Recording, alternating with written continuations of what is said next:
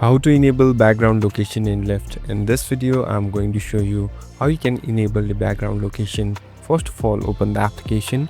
Now here on the right bottom, you can see a profile icon. Simply tap on your profile icon. So these are the profile options. Now slowly scroll down.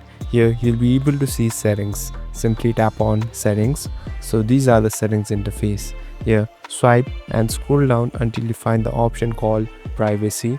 Now tap on privacy. So these are the privacy settings. Now on the top you'll be able to see background location setting. So make sure you turn it on. So this will automatically share where the drop off is and even share it while you are writing the application.